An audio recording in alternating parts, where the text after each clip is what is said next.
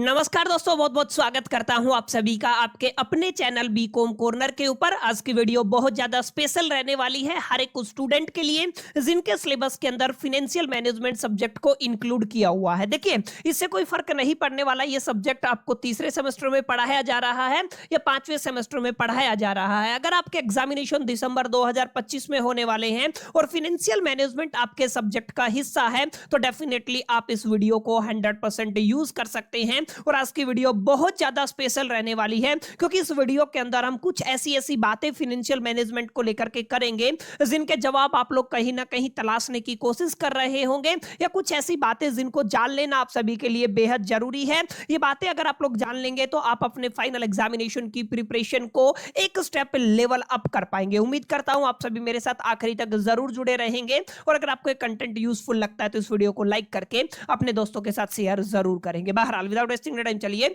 शुरू करते हैं। देखिए, फाइनेंशियल मैनेजमेंट जिसको शॉर्ट एब्रीविएशन आप लोग एफएम भी यूज करते हैं, माने काफी टीचर इसको एफएम बोलते हैं, कुछ बच्चे भी इसको फाइनेंशियल मैनेजमेंट की बजाय एफएम कहना प्रीफर करते हैं। फाइनेंशियल मैनेजमेंट अपने आप में एक ऐसा सब्जेक्ट है जो मोस्ट थ्योरेटिकल सब्जेक्ट भी माना जाता है और प्रैक्टिकल सब्जेक्ट भी है। ऐसे में सबसे पहला सवाल बच्चों को फाइनेंशियल मैनेजमेंट को लेकर के ये होता है कि सर फाइनेंशियल मैनेजमेंट का पेपर कैसा रहता है, हमें कैसे पता चलेगा कि यहां पे प्रोग्राम के अंदर एग्जैक्टली कितने मार्क्स की थ्योरी पूछी जाती है, कितने मार्क्स के न्यूमेरिकल पूछे जाते हैं, क्या थ्योरी करना फाइनेंशियल मैनेजमेंट के लिए इंपॉर्टेंट है या केवल हमें न्यूमेरिकल पे फोकस करना चाहिए। इस तरीके के सवालात अक्सर बच्चों के मन में आते हैं। जैसे पहला सवाल क्या है कि क्या पेपर में थ्योरी से सवाल पूछे जाते हैं। आपके सिलेबस के अंदर थ्योरेटिकल पोर्शन है, लेकिन क्या पेपर के अंदर सवाल आते हैं, ये एक बड़ा क्वेश्चन है। इस पर मैं आपके साथ डिटेल में चर्चा करने वाला हूं। दूसरा बड़ा क्वेश्चन ये है, अगर सवाल आते हैं थ्योरी के अंदर तो एग्जैक्टली कौन कौन से चैप्टर है, कौन कौन से टॉपिक है जिन्हें हमें फोकस करना चाहिए, क्योंकि अपने आप में फाइनेंशियल मैनेजमेंट एक लेंथी सब्जेक्ट है क्योंकि थ्योरेटिकल प्लस प्रैक्टिकल है और करीब करीब 13 से 14 चैप्टर आपके सिलेबस में डाले गए हैं। चाहे आप लोग सेमेस्टर 3 की बात कर लीजिए, चाहे आप लोग सेमेस्टर 5 की बात कर लीजिए। तो ऐसे में बच्चे काफी कंफ्यूज होते हैं कि सर हमें अगर ये पता चल जाए थ्योरी आता है या नहीं, अगर आता है तो कौन कौन से चैप्टर, 3 4 5 चैप्टर हमें बता दीजिए जिनसे हम लोग अपनी प्रिपरेशन को इनहांस कर पाए। तो इस मुद्दे पर भी मैं आप सभी के साथ चर्चा करूंगा। थ्योरी कितने मार्क्स की आती है, मैंने बताया कुछ बच्चे आप में से ऑनर्स के होंगे यानी कि बीकॉम ऑनर्स के होंगे, कुछ बच्चे ऐसे होंगे प्रोग्राम के होंगे। काफी बच्चों ने सुना भी होगा अक्सर ऑनर्स के अंदर न्यूमेरिकल का रेशियो ज्यादा होता है, प्रैक्टिकल क्वेश्चन का रेशियो ज्यादा होता है as compare to the program. अगर डिफिकल्टी लेवल की बात करूं तो फाइनेंशियल मैनेजमेंट का पेपर अपने आप में प्रोग्राम का थोड़ा सा आसान होता है। अगर मैं कंपैरिजन की बात करूं ऑनर्स के साथ, ऑनर्स के अंदर थोड़ा सा डिफिकल्टी लेवल ज्यादा होता है। तो ये कुछ ऐसे सवाल हैं जो फाइनेंशियल मैनेजमेंट को लेकर के आप सभी के जहन में होंगे, तो इनके सभी के जवाब मैं आपको इस वीडियो में देने वाला हूं। सबसे पहले बात करते हैं फाइनेंशियल मैनेजमेंट की। कुछ बातें माय डियर फ्रेंड्स आप लोग जान लीजिएगा। इंपॉर्टेंट थ्योरी चैप्टर बताऊं या टॉपिक बताऊं उससे पहले कुछ इंपॉर्टेंट बातें हैं जिन पे आपको फोकस करना जरूरी है। आपके सिलेबस के अंदर टोटल 14 चैप्टर डाले गए हैं जिनको 5 यूनिट के अंदर डिवाइड किया गया है। माने आपकी टोटल कितनी यूनिट है, 5 यूनिट है और कितने चैप्टर बनते हैं, 14 चैप्टर बनते हैं। 13 या 14 यहाँ पे आपके ऊपर है, क्योंकि कैपिटल बस्टिंग जब आप लोग पढ़ते हैं तो कई कई टीचर कई कई किताबें उसको अलग अलग करके 2 चैप्टर में पढ़ाते हैं। कुछ ऐसी किताबें भी हैं जस्ट लाइक आरपी रस्तोगी जहां पे कलेक्टिवली पढ़ाया जाता है। तो अगर आप लोग दोनों चैप्टर को इकट्ठा मान के चलते हैं तो 13 चैप्टर हो जाएंगे, अगर दोनों को सेपरेट मान के चलते हैं तो 14 चैप्टर हो जाएंगे। इन शॉर्ट आप लोग 14 पकड़ के चलिए। 5 यूनिट है क्योंकि आपके डीएससी का ये पेपर रहने वाला है, तो आप सभी को पता है 90 नंबर का पेपर होगा। चाहे आप लोग प्रोग्राम के बच्चे हो, चाहे आप लोग ऑनर्स के बच्चे हो, आपको आपके फाइनल एग्जामिनेशन के अंदर 10 क्वेश्चन देखने को मिलेंगे जिनके अंदर से आपको केवल और केवल 5 क्वेश्चन अटेम्प्ट करने हैं। क्लियर? ये बातें आप सभी को पता होगी, नहीं पता थी तो अभी आपको पता चल गया होगा। क्लियर? तो ये आपको थोड़ा ध्यान में देना है। अब यहाँ पे सबसे बड़ा सवाल ये आता है कि सर थ्योरी तैयार करनी है या नहीं करनी है, तो डेफिनेटली इसका आंसर रहेगा चाहे आप लोग बीकॉम प्रोग्राम के स्टूडेंट हो, चाहे आप लोग बीकॉम ऑनर्स के स्टूडेंट हो, आपको 101% थ्योरी तैयार करनी है। अगर आपने थ्योरेटिकल पोर्शन छोड़ दिया तो कहीं ना कहीं ये आपके न्यूमेरिकल के आंसर को भी इंपैक्ट करेगा। अलोंग विद कुछ ऐसे क्वेश्चन हैं जो प्रोग्राम और ऑनर्स के अंदर डायरेक्टली थ्योरी बेस्ड रहते हैं। ऐसा डायरेक्टली आपके सिलेबस के अंदर मेंशन नहीं किया गया है कि एग्जैक्टली कितना पोर्शन थ्योरेटिकल है, कितना पोर्शन आपका प्रैक्टिकल रहने वाला है। लेकिन मैं आपको अपने पर्सनल एक्सपीरियंस, व्यक्तिगत अनुभव से बता सकता हूं, अगर आप लोग 10 साल के पीवाईक्यूज भी उठा करके देखेंगे और उनको इवैल्यूएट करेंगे ना, तो जो बातें मैं आपको बता रहा हूं आप लोग पाएंगे कि सर ने जो बातें बताई, भैया ने जो बातें बताई, these are 100% relevant with this subject, जिसको आप लोग क्या कहते हैं, फाइनेंशियल मैनेजमेंट। तो ध्यान रखिएगा, बीकॉम प्रोग्राम के अंदर थ्योरेटिकल पोर्शन थोड़ा ज्यादा होता है as compare to the honours. अगर मैं बात करूं सबसे पहले ओनर्स की, तो याद रखिएगा ओनर्स के अंदर आपका करीब करीब 18 से 20 नंबर का थ्योरी अक्सर एग्जामिनेशन के अंदर पूछा जाता है। अब मैं आपको ये क्लियर करता चलूं कि यहां पे मैं दावा नहीं कर रहा हूं, यहां पे ना कहीं पे लिखा हुआ है, लेकिन पेपर इवैल्यूएशन के बाद हर साल हम लोग इस सब्जेक्ट को पढ़ाते हैं। ऑब्वियस सी बात है, स्पेसिफिकली दिल्ली यूनिवर्सिटी के अंदर आपका जो थ्योरी है वो ओनर्स के अंदर 18 से 20 नंबर का पूछा जाता है। 1-2 नंबर कभी कभी ऊपर नीचे हो जाता है, लेकिन लमसम आप लोग एक आइडिया मान के चल सकते हैं 18 से 20 नंबर का थ्योरेटिकल पोर्शन रहेगा। वहीं अगर आप लोग बीकॉम प्रोग्राम के स्टूडेंट हैं तो आप लोग मान के चले 20 से 25 नंबर के मार्क्स आपके थ्योरेटिकल रहेंगे। और मैं इन दोनों चीजों पे स्टार लगा देता हूं। जब आपके एग्जामिनेशन करीब करीब नवंबर में एग्जामिनेशन है, नवंबर में हम लोग वन शॉट सेशंस लेके आएंगे, मोस्ट एक्सपेक्टेड क्वेश्चंस लेके आएंगे।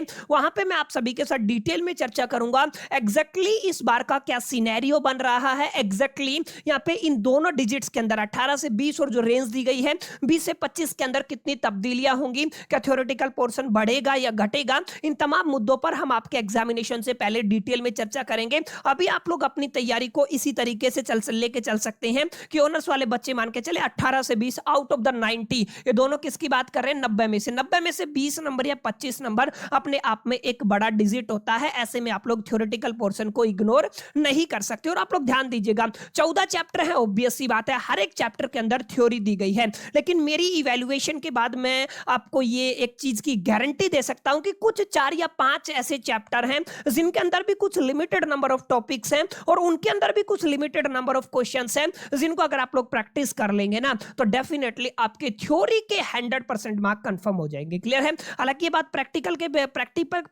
पे भी लागू होती है, प्रैक्टिकल क्वेश्चंस पे भी लागू होती है, जिनकी चर्चा हम लोग एग्जामिनेशन से पहले करते हैं, उस पर मैं नहीं जाना चाहूंगा। यहां पे मैं केवल इतनी बात बताऊंगा कि 14 चैप्टर के अंदर से मैं आपको कुछ 4 या 5 ऐसे चैप्टर बताने वाला हूं आज की वीडियो के अंदर, जिनके अंदर से आपके पूरे के पूरे थ्योरी के सारे सवाल कवर हो जाएंगे। उससे बाहर आपको पढ़ने की जरूरत नहीं पड़ेगी। कहां आपको 14 चैप्टर पढ़ने हैं, कुछ सबकी थ्योरी रटनी है, याद करनी है, मेमोराइज करनी है, जहन में उतारनी है। कहां केवल आपको 3, 4, 5 चैप्टर अगर मिल जाए, अगर उनके अंदर भी सिलेक्टिवली अगर आपको डेफिनेट सी बात है टॉपिक मिल जाए, तो यहां पे ये आपका सोने पे सुहागा रहने वाला है। अभी आप थोड़ा वेट कीजिएगा, चैनल को सब्सक्राइब करके बेल आइकन को जरूर प्रेस कर दीजिएगा। हर बार की तरह ये एक लिस्ट हम लोगों ने तैयार की है जहां से हर बार पेपर बनता। फाइनेंशियल मैनेजमेंट के अंदर आपकी जो जो इंपॉर्टेंट किताबें हैं जहां से दिल्ली यूनिवर्सिटी के अंदर सवाल पूछे जाते हैं और इंपॉर्टेंट न्यूमेरिकल्स बनती है, इस पर हम लोग चर्चा कर रहे हैं। और आप लोग देख पा रहे होंगे ये चीजें हम लोगों ने तैयार कर ली है। कौन सा क्वेश्चन है जो इंपॉर्टेंट रहने वाला है, किस क्वेश्चन के एग्जामिनेशन में आने की प्रोबेबिलिटी, पॉसिबिलिटी, चांसेस, संभावना ज्यादा रहने वाली है, इससे रिलेटेड तमाम कंटेंट आपको आने वाले वक्त के अंदर चैनल पर देखने को मिलेगा। और ये सेम बात ना केवल न्यूमेरिकल बल्कि थ्योरी के साथ भी देखने को मिलेगी। हालांकि आज की वीडियो के अंदर मोटा मोटा कंक्लूड मैं कर देता हूं आपको कि कौन कौन से चैप्टर जहां से थ्योरी पूछी जाती है। एक चैप्टर के अंदर भी काफी थ्योरी हो जाती है, वहां पर भी हम लोग फिल्टर लगाएंगे और देखेंगे कुछ 3-4 क्वेश्चन हम लोग प्रैक्टिस करें जिनमें से आपको 1 या 2 क्वेश्चन आपके फाइनल एग्जामिनेशन के अंदर मिल जाए। क्लियर? तो आपको ये इस चीज का सवाल का जवाब मिल गया होगा एग्जैक्टली कि जो बातें मैं आपको बताने की कोशिश कर रहा हूं। अगर आप लोग केवल थ्योरी को तैयार करना चाहते हैं, आप ये करीब करीब 20 से और 25 नंबर अचीव करना चाहते हैं, तो आप लोग मान के चले करीब करीब 4 से लेके और 5 चैप्टर आपको बताऊंगा। अगर आप लोग इनको तैयार कर लेते हैं ना तो आपका थ्योरेटिकल पोर्शन 100% कंप्लीट हो जाएगा, जिनमें से सबसे पहला सवाल आपके पहले चैप्टर से ही आता है। यहाँ पे स्कोप एंड ऑब्जेक्टिव से एक सवाल आएगा ही आएगा, चाहे वो आपसे पूछे फाइनेंशियल अकाउंटिंग और फाइनेंशियल मैनेजमेंट के बीच में डिफरेंस, चाहे वो आपका मैनेजमेंट अकाउंटिंग और आपका फाइनेंशियल मैनेजमेंट के डिफरेंस पूछे, चाहे वो आपका कॉस्ट अकाउंटिंग के साथ कंपेयर करें, चाहे वो ऑब्जेक्टिव की बात करें, लिमिटेशन की बात करें, चाहे वो स्कोप की बात करें। तो एक सवाल अक्सर स्कोप एंड ऑब्जेक्टिव से आता है, तो चैप्टर नहीं है, टॉपिक है जिसको आप लोग 100% तैयार कर सकते हैं। दूसरा, कैपिटल बस्टिंग प्रोसेस को आपको थोड़ा ध्यान से पढ़ना है। कैपिटल बस्टिंग प्रोसेस के अंदर कुछ 4-5 क्वेश्चन बनते हैं जिनको अगर आप लोग तैयार कर लेते हैं, कुछ 4-5 टॉपिक है जिनकी थ्योरी से अक्सर एग्जाम के अंदर क्वेश्चन देखने को मिला है। एक क्वेश्चन कॉस्ट ऑफ कैपिटल से भी पूछा जाता है, हालांकि न्यूमेरिकल ज्यादा आएगा, लेकिन एक छोटा क्वेश्चन आपको कॉस्ट ऑफ कैपिटल और फाइनेंसिंग डिसीजन से भी पूछा जाता है। एक सवाल आपको वर्किंग कैपिटल डिसीजन से पूछा जाएगा, वर्किंग कैपिटल के ऊपर आपको लगातार कंटेंट मिल रहा है। और डिविडेंड डिसीजन से भी एक सवाल पूछा जाता है। डिविडेंड डिसीजन के अंदर जर्नली आपके एमएम अप्रोच से सवाल आता ही आता है, आप लोग गांठ बांध लीजिए, चाहे वो आपका थ्योरेटिकल क्वेश्चन हो चाहे वो आपका प्रैक्टिकल क्वेश्चन हो, आप लोग इस चीज को ध्यान में रखिएगा। बाकी अलग अलग जो थ्योरीज है उनसे भी सवाल आते हैं, वो हम लोग अपनी रेगुलर वीडियोस के अंदर कवर करते हैं, ठीक है। तो ये आपको बात याद रखनी है, आप लोग लिख लीजिएगा। Scope and objective, capital budgeting process, cost of capital, financing decision, dividend decision and working capital, इनसे जुड़े हुए कुछ 4-4 5-5 टॉपिक हैं, जिनको अगर आप लोग तैयार कर लेते हैं तो डेफिनेट सी बात है आप अपने फाइनल एग्जामिनेशन के अंदर थ्योरेटिकल पोर्शन को बहुत इजीली कवर कर पाएंगे। बाकी जैसा कि मैंने आपको बताया, बहुत प्रीमियम, बहुत जबरदस्त कंटेंट आपको चैनल पे मिलता रहता है, वो आने वाले वक्त के अंदर आपको देखने को मिलेगा। इसके लिए आप चैनल को सब्सक्राइब करके बेल आइकन को जरूर प्रेस कर लीजिएगा, ताकि आप लोग उस चीज से वंचित यानी कि उसको मिस ना करते। क्लियर है? तो छोटा सा वीडियो था माय डियर फ्रेंड, जहां पर हम लोगों ने कुछ कुछ बातों पर चर्चा की। अगर आप लोग चाहते हैं कुछ ऐसा ही वीडियो हम लोग आपके प्रैक्टिकल क्वेश्चंस के साथ भी लेके आए, तो कमेंट करके जरूर बताइएगा। बाकी ये भी बताइएगा आपको ये वाला वीडियो कैसा लगा। चलिए इस वीडियो में इतना ही, मिलते हैं नेक्स्ट वीडियो में। जब तक के लिए मैं तो soul the best, keep learning.